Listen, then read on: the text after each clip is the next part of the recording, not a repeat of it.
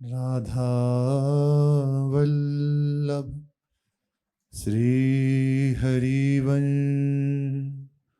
राधा वल्लभ श्री हरिवंश। सत्प्रेम सिंधु मकरंद रसोग धारा। सारानज श्रमभितः स्रवदाश्रितेषु।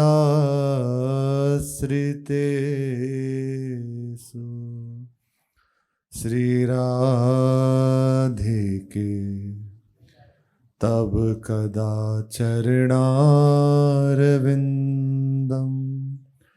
गोविंद जीवन धनो सिरसा वहामि। गोविंद जीवन धनो सिरसा वहामि। श्री राधा वल्लभ लाल की जय। भगवान के भक्त, भगवान के प्यारे निजजन, भगवान के तत्व को यथार्थता जानने वाले और भगवान के स्वरूपभूत प्रातस्मरणीय पूज्य चरण संत महात्माओं की महिमा कोई गान कर सके ये संभव नहीं है। जितनी भी महिमा का हम गान करते हैं, श्रवण करते हैं, वे कुछ है। संपूर्ण महिमा का गायन असंभव है। जैसे भगवान अनंत गुणगण निलय हैं, ऐसे ही भगवान के अनुरागी प्रेमी जन भी अनंत गुणों से युक्त हैं। उनके अनंत कल्याण गुणों का बखान करना संभव नहीं। उनकी स्मृति अंतःकरण को परम पवित्र कर देती है और भगवान को हृदय में स्थापित कर देती है। भगवान के अनुरागी प्रेमी जनों की स्मृति। अब ऐसे प्रेमी जनों की कुछ लक्षण, संपूर्ण नहीं, कुछ लक्षण श्री गीता जी में, भागवत जी में वर्णन है। ये लक्षण जिन पुरुष में होते हैं वे ही संत हैं, ऐसा वर्णन आया है। कुछ अधिक या न्यून, कहीं ज़्यादा कहीं कम, ऐसे ये लक्षण प्रकाशित होते हैं। जो सच्चे संत हैं उनके जीवन में ये 40 लक्षण होंगे ही होंगे। गुणातीत और स्थित प्रज्ञ आदि नामों से इन्हीं महापुरुषों को जाना जाता है। भगवान के प्यारे जो जन हैं 40 गुणों का वर्णन किया जाता है। जिनके जीवन में ये 40 गुण हैं वे संत हैं। यद्यपि अनंत गुण हैं, लेकिन हम समझ सकें इसके लिए एक सीमा बताइए। ऐसे ऐसे यदि दिखाई देता है, ऐसा ऐसा जीवन में यदि आ रहा है तो संतत्व आ रहा है, संत से आप मिल रहे हैं। पहला, किसी भी जीव से द्वेष ना होना। किसी से द्वेष नहीं, अजात शत्रु, किसी से द्वेष नहीं। सबके साथ मैत्री भाव रखना, सबसे प्रेम भाव रखना, सबके प्रति मित्रता का भाव रखना, सबको सुख पहुंचाने की भाव हृदय में रखना, बिना किसी भेदभाव के दुखी जीवों पर दया करना। अमुक हमारे अनुकूल है तो उस पर दया करना, ऐसा नहीं। चाहे वो जिस स्वभाव का है, जैसा भी बर्ताव करने वाला है, पर संत का स्वभाव है बिना भेदभाव किए, अनुकूलता प्रतिकूलता का विचार किए बिना उस पर दया करना। भगवान के सिवा किसी वस्तु में अपनापन ना रहना। ये बड़ी अद्भुत बात है। भगवान से ही युक्त है।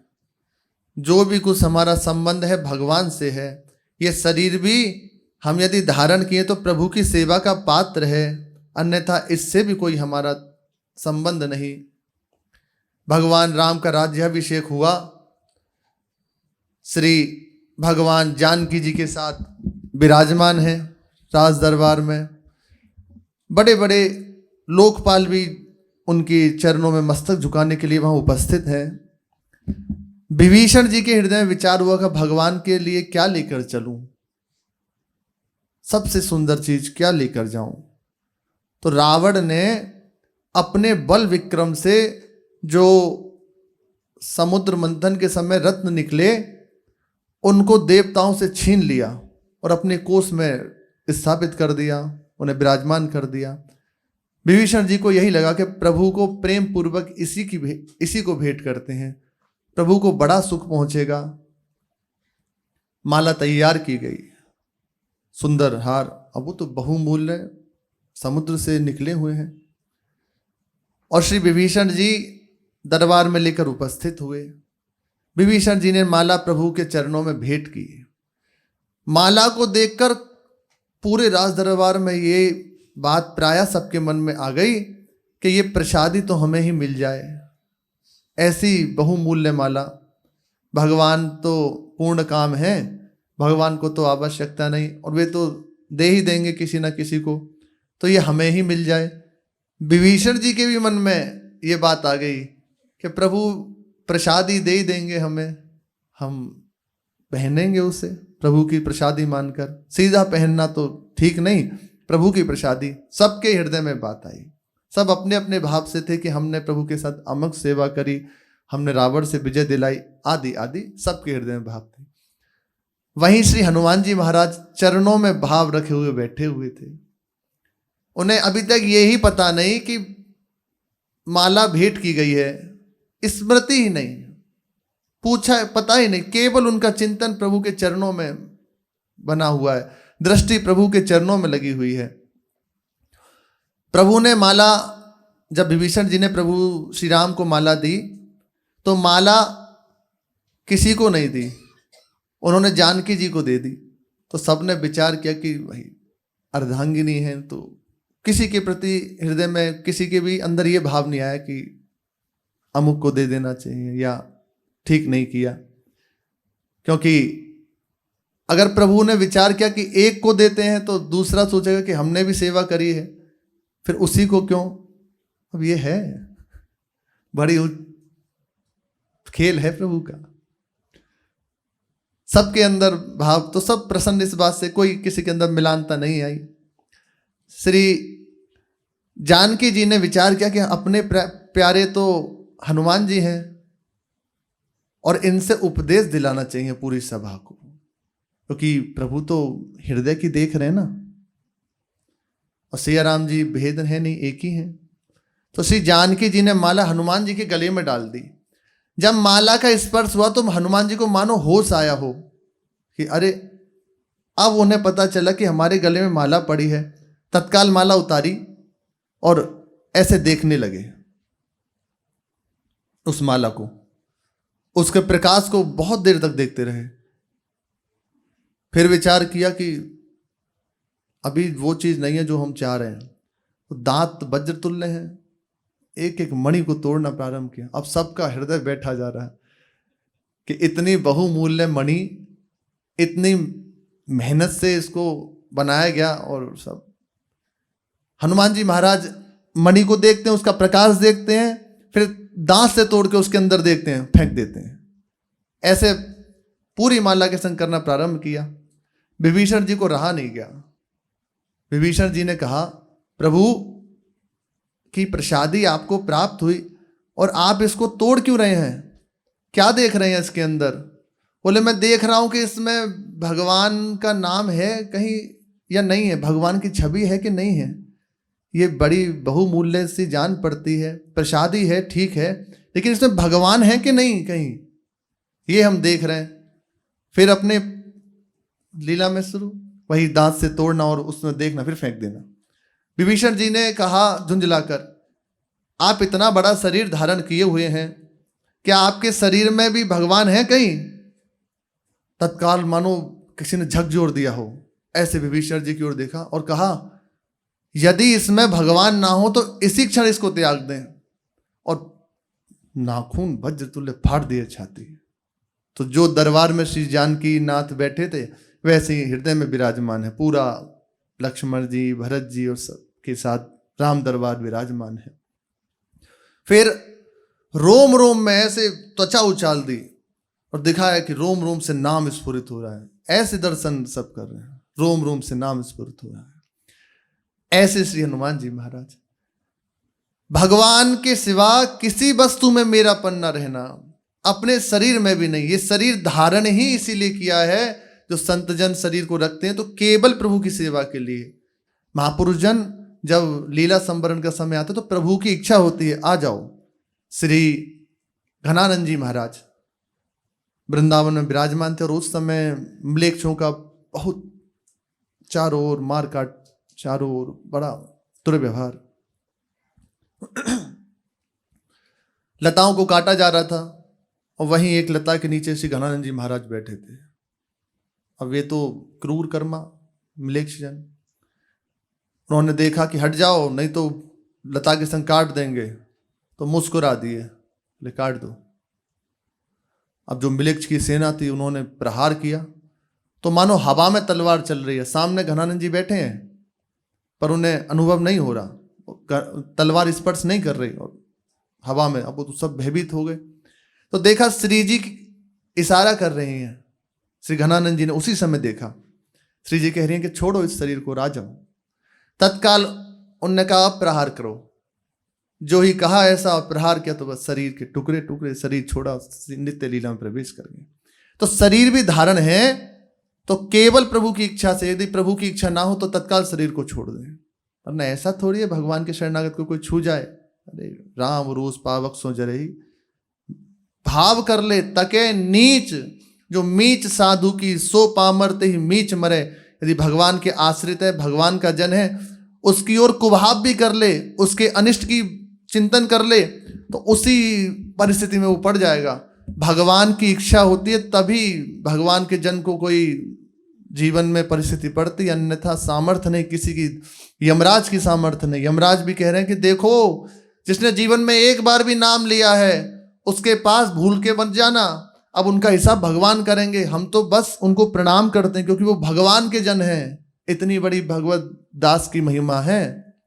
यमराज जी प्रणाम करते हैं, बोले हमारे क्षेत्र से हट गया जिसने जीवन में एक बार भी नाम ले लिया, ऐसा नाम निरंतर रटा जाए फिर बचे क्या।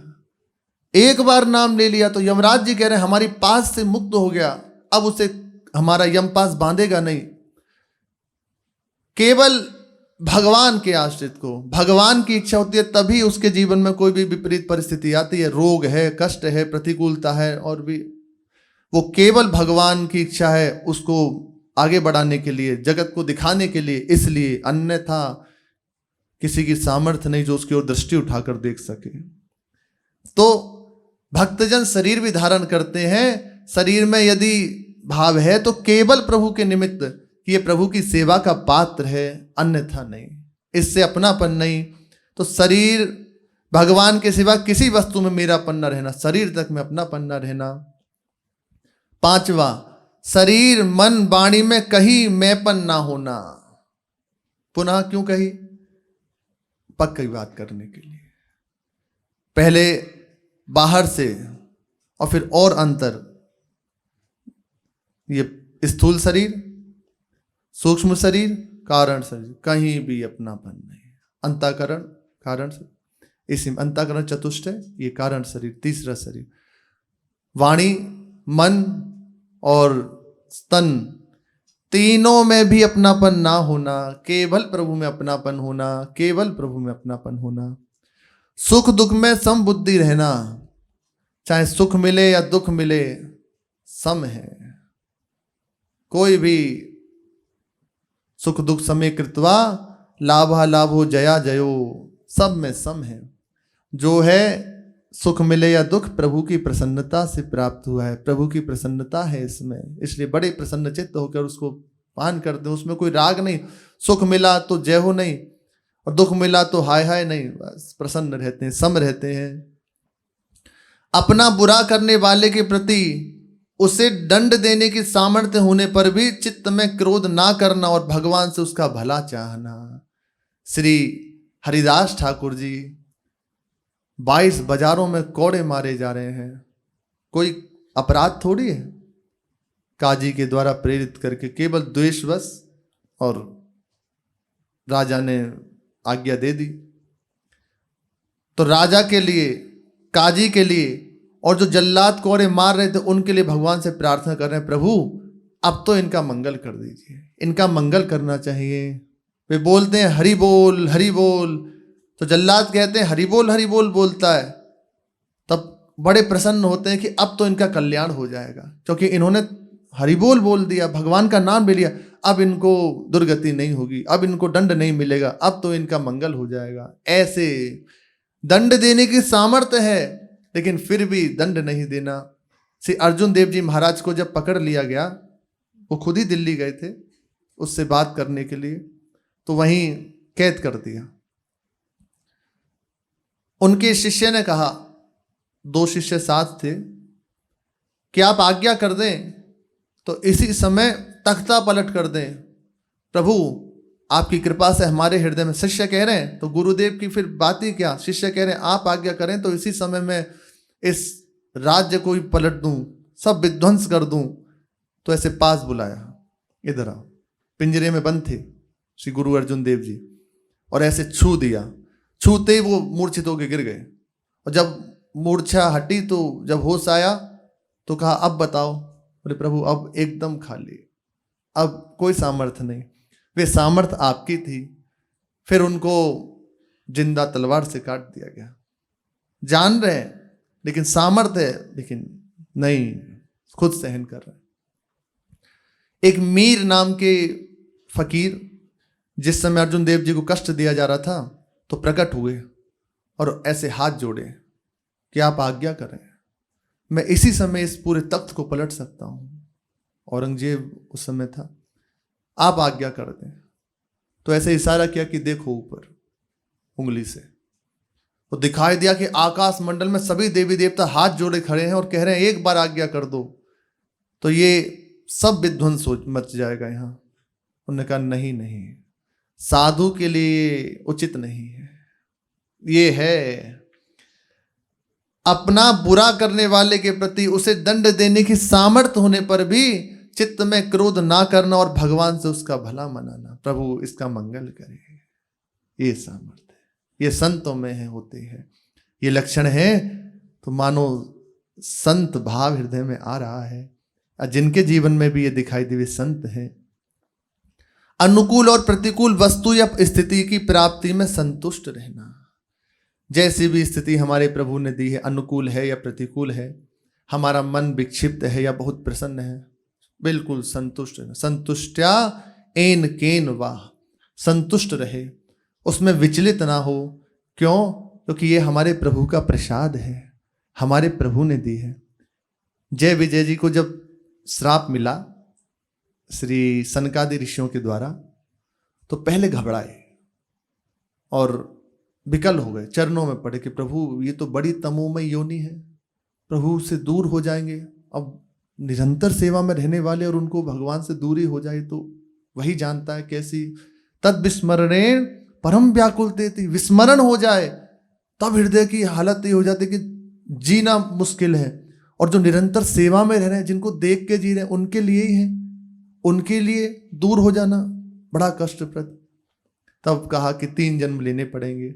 बाद में जब भगवान आए तो कहा मेरी ही इच्छा थी, मम इच्छा कह दीन दयाला, मेरी ही इच्छा थी।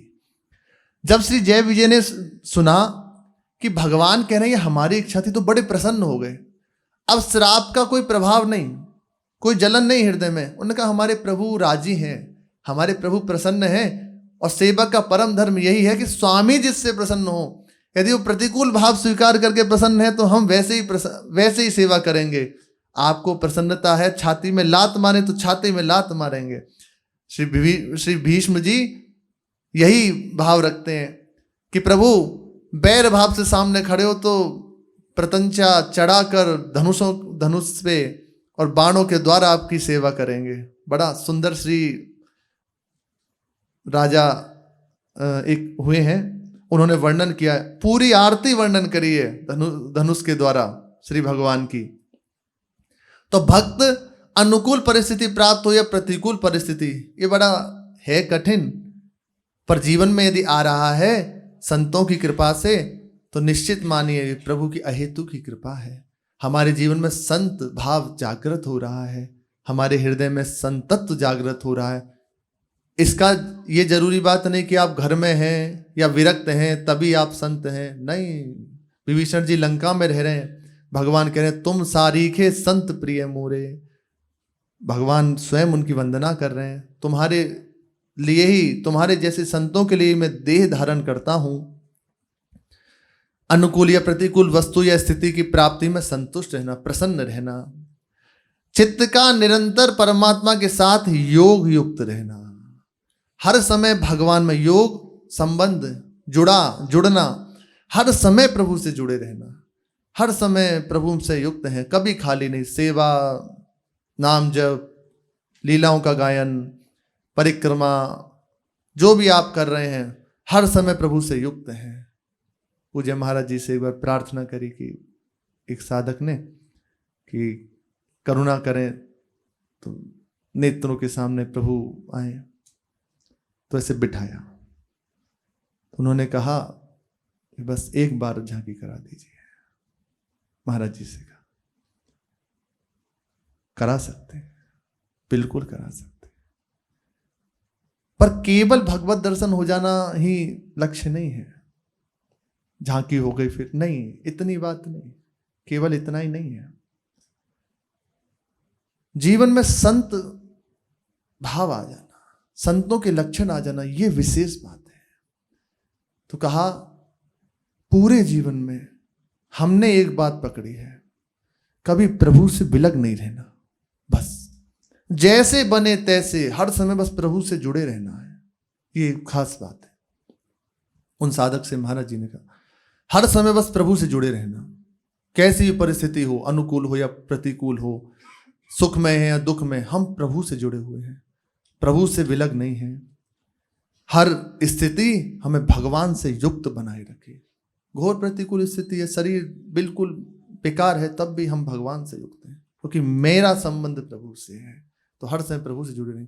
नाम चल रहा है तो प्रभु से जुड़े हैं, वाणी जी चल रही है तो प्रभु से जुड़े हैं, उनकी सेवा हो रही है तो प्रभु से जुड़े हैं। खास बात है प्रभु से जुड़े रहना।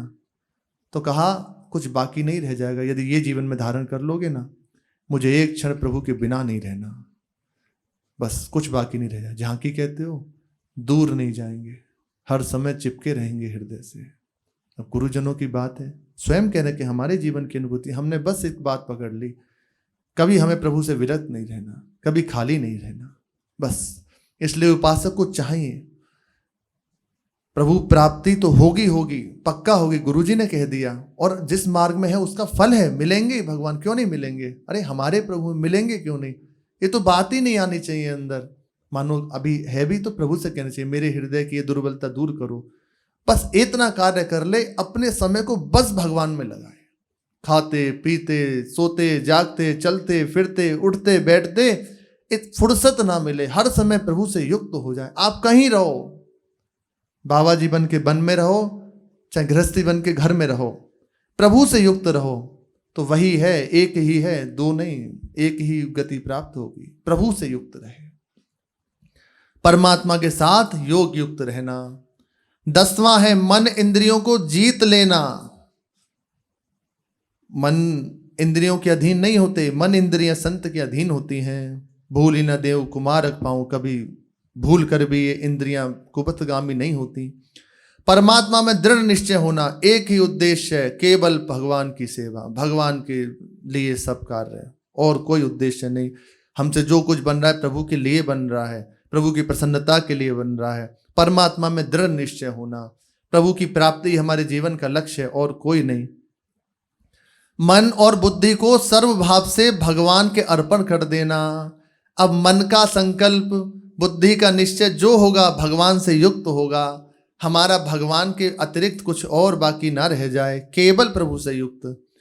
अपने किसी भी आचरण से किसी भी जीव को उद्विग्न ना करना। ये प्राय अपने जनों से होता है। हम हिंसा नहीं करते, पर वाणी से, हमारे व्यवहार से ऐसी चेष्टा होती है जिसके कारण दूसरे का हृदय जल जाए, हो जाती है।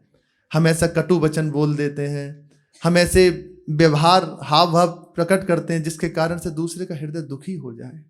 ये नहीं, ये उचित नहीं है, ये भी हिंसा है। आप भले हाथ से प्रहार नहीं कर रहे, शस्त्र से प्रहार नहीं कर रहे, पर आपका भाव उसको दुखी करना है, तो ये भी उचित नहीं है। हमारे द्वारा मन से, वाणी से, शरीर से यही हो जिससे संपूर्ण चराचर प्रसन्न रहे।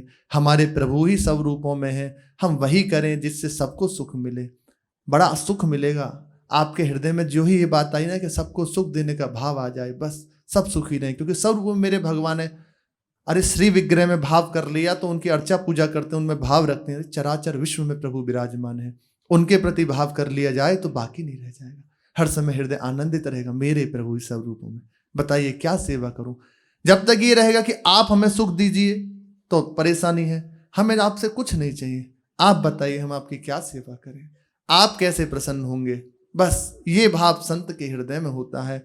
सुख देवी को चाव चित, सब सोहित निष्काम, यह सुधर्म हरिवंश को नाम गिरा विश्राम। ये अपनी उपासना है, सुख देने का चाव चित। हित धर्म है क्या? सबके लिए हित भाव रखना, सबके प्रति सुख भाव रखना, किसी से सुख लेने की भावना नहीं रखना। आप इतना कर लीजिए, आप हर समय सुखी रहेंगे। दुखी हम क्यों हैं? हमें सुख मिले, वस्तु से, व्यक्ति से, स्थान से हमें सुख मिले, इसी कारण से हमें परेशानी होती है। हमें किसी से कुछ नहीं चाहिए। हमारा जीवन हमारे प्रभु के द्वारा संचालित है। हमें जो कुछ प्राप्त हो रहा है प्रभु की कृपा से प्राप्त हो रहा है। हमारे प्रभु सब रूपों में, हमारा कार्य इतना है, जैसे हम प्रकट में प्रभु की सेवा करते हैं, गुरु की सेवा करते हैं, संतों की सेवा करते हैं, श्री विग्रह की सेवा करते हैं, ऐसी चराचर रूप में भगवान है। तो जो शास्त्र आज्ञा कर रहे हैं वैसे सबकी सेवा करे, सबको सुख पहुंचाए, सबके प्रति हृदय में सौहार्द रखे, किसी के प्रति भी कटु व्यवहार ना रखे, किसी भी जीव को उद्विग्न ना करे। हम ऐसी वाणी ना बोलें, किसी का उपहास ना करें जिसके हृदय में दुख पहुंचे। ये संभाल लिया जाए। ये होता है प्राय, ये भजन में हानि। मानो आपने किसी से परिहास में या कटु वचन में कुछ ऐसा बोल दिया, तो उससे क्या होगा? उसका हृदय दुखी हो जाएगा, वे कुछ नहीं कहेगा। मानो अगर वो आपकी बात से रो गया, आपने किसी साधक को अरे तू क्या, और झड़क दिया किसी को, कुछ भी ऐसे होता है, प्राय होता है। अब वो कुछ बोला नहीं, अब एकांत में रो गया, दुखी हो गया, हाँ मैं ऐसा ही हूं, मैं किसी योग्य नहीं, तो आपका मार्ग रुक जाएगा। इसलिए बहुत सावधान रहना चाहिए, हमारे द्वारा किसी को उद्विग्नता ना पहुंचे और किसी के द्वारा हम उद्विग्न ना हो। मानो कोई हमें उद्विग्न कर रहा है, परेशान कर रहा है, तो हमें शांत रहना है। मेरे प्रभु का विधान है, मंगल में है। ये बड़ी अद्भुत बातें हैं, ये जीवन में आ जाए तो बड़ी आनंद वृत्ति है।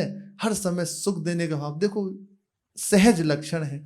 ये जीवन में आ जाए तो कितना आनंद, सबको सुख देने की भावना बन जाए, सब प्रसन्नता ही प्रसन्नता है। इसलिए किसी भी जीव को उद्विग्न ना करना। किसी के द्वारा कैसा भी व्यवहार होने पर कभी उद्विग्न ना होना, किसी को उद्विग्न ना करे। और किसी के द्वारा मानो आपको लीला भगवान कर रहे हैं आपके साथ, तो उद्विग्न ना हो, हमें परेशान नहीं होना, ऐसा रुक्ष व्यवहार नहीं करना। मानो किसी ने हमें कटु वचन कहे तो हमने और चार बढ़ा के कह दिए, नहीं, ये साधक या संत के जीवन में नहीं होता। चुपचाप सह गया, मेरे प्रभु का विधान है, मेरे प्रभु का मंगल विधान है, इससे मुझे प्रभु की और सच्ची मानना। जैसे आपसे किसी ने कोई कटु व्यवहार किया, आप प्रभु की प्रसन्नता मान के सह गए ना, इससे पहला कार्य होगा अहंकार नष्ट होगा, जो बड़ा कठिन है। दूसरा होगा कि प्रभु के चरणों में सीधी आर्त वृत्ति जाएगी और हमारी शरणागति पुष्ट होने लगेगी। ये बड़ी सहजता से, जब ऐसी स्थिति जीवन में आए तत्काल ये देखना अहंकार गलित होगा और शरणागति पुष्ट होने लगेगी। प्रभु से बात आएगी, प्रभु आप देख लीजिए, आप दीनानाथ हैं, आप ही संभाल सकते हैं। बस वे उठने लगता है, प्रभु की ओर बढ़ने लगता है। किसी से उद्विग्न ना होना। सांसारिक वस्तुओं की प्राप्ति में हर्ष ना मानना। रुपया मिल गया, कोई पद मिल गया, कोई व्यक्ति मिल गया, बहुत सुंदर स्थान मिल गया, इसमें हर्षित ना होना। बिल्कुल भी हर्षित नहीं होना, क्योंकि आज मिला है तो कल हट भी सकता है। हर्षित, इस हर्ष को आनंद रूप में बदल देना है। प्रभु की प्रसाद है तो आनंद होगा, हट जाएगा तब भी आनंद बना रहेगा। प्रभु की इच्छा थी तो आया, प्रभु की इच्छा भी हट गया। आप सदैव प्रसन्न रहेंगे, आपके हृदय में हर्ष रूपी विकार नहीं होना चाहिए। तो जो संत जन हैं तो उनके जीवन में सांसारिक वस्तुओं की प्राप्ति में हर्ष नहीं होता, वे हर्षित नहीं होते। दूसरे की उन्नति में डाह नहीं होता, ये भी बड़ी परेशानी है। जब देखते हैं कि दूसरा साधक तो खूब भजन कर रहा है और आगे बढ़ा जा रहा है, गुरुजी बड़ा प्यार कर रहे हैं उसको, तो बड़े आशीर्वाद दे रहे हैं, तो हृदय में एक जलन होती है। यदि सावधान नहीं है, प्रभु का आश्रित नहीं है, तो अब वो ऐसी युक्ति बनाता है, उसकी बुद्धि इतनी बिगड़ जाती है कि क्या करूं जिससे ये गिरे, कैसे इसको गिराऊं, यहां पर इस बात पर उतर आता है। सब मिटिया मेट हो गया, ऐसी वृत्ति आ गई। मानो संसारी में और साधक में अंतर क्या रह गया? रह गया कोई अंतर? कोई अंतर नहीं रह गया। संसार में यही तो हो रहा, किसी की उन्नति देख के जलन से युक्त हो जाना, क्लेशित होना और विचार करना कैसे इसको गिराऊं, क्या युक्ति करूं। ये नहीं होना चाहिए। जब हम देखें कोई बढ़ रहा है तो प्रसन्न होना चाहिए, भगवान कृपा करें इसका मार्ग निर्विघ्न हो, ये खूब प्रभु की ओर बढ़े और हम पे भी कृपा हो, हम भी इसकी तरह खूब भजन करें। ये आना चाहिए, ना कि उसके प्रति ईर्ष्या का भाव हो जाना चाहिए। जब वो बात करे तो भ्रकुटी चढ़ जाए, भौं सिकुड़ जाए, मुंह सिकुड़ जाए, ऐसा नहीं होना चाहिए। प्रायः ये होता है, हम इस पे ध्यान नहीं देते, नाम जप कर रहे हैं पर ये अंदर चल रहा है, किसी डाह ही हो रहा है।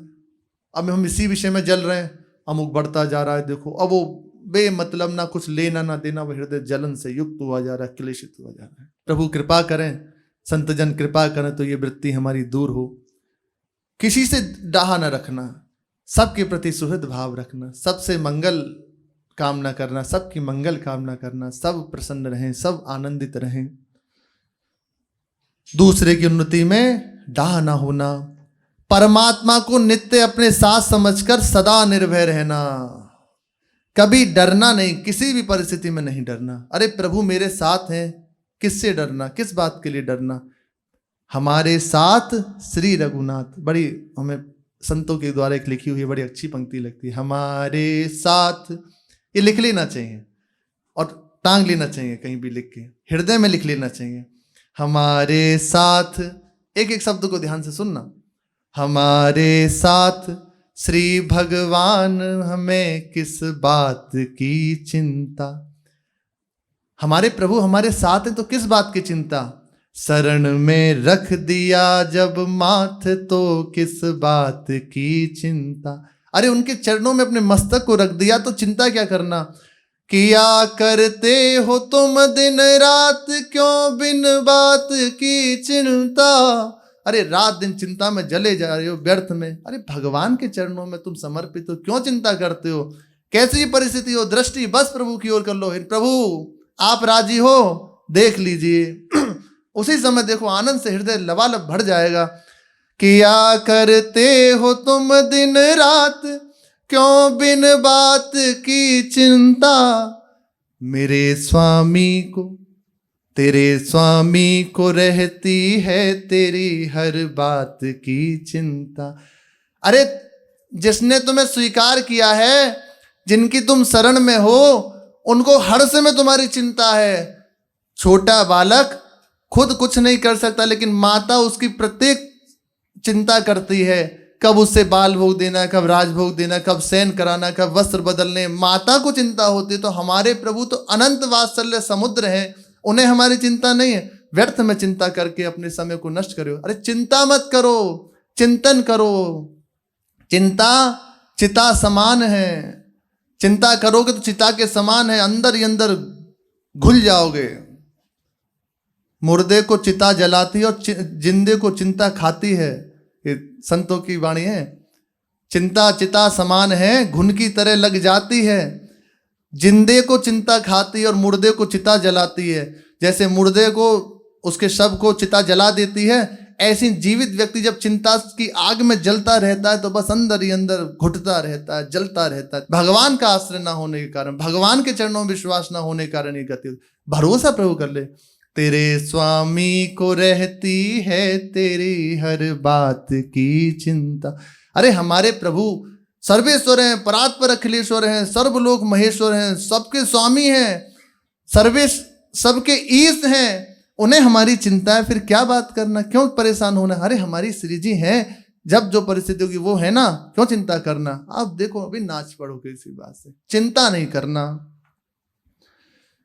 सदा निर्भय रहना। हमारे प्रभु सदैव हमारे साथ हैं, जो भी परिस्थिति हो। अरे प्रभु है ना, मैं क्यों चिंता करूं। आप जानो जैसी परिस्थिति होगी सब आनंदित प्रभु कर देंगे। सदा निर्भय रहना, किसी भी अवस्था में अशांत ना रहना होना। आएगी परिस्थिति, ऐसा नहीं आएगी नहीं, आएगी, लेकिन हमें अपने प्रभु का बल लेके उस परिस्थिति से निकल जाना है, शांत रहना है, प्रसन्न रहना है।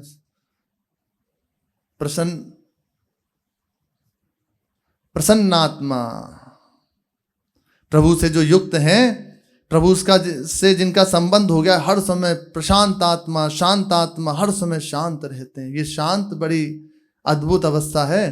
प्रथम भाव है 5 भावों में शांत भाव, शांत रहना।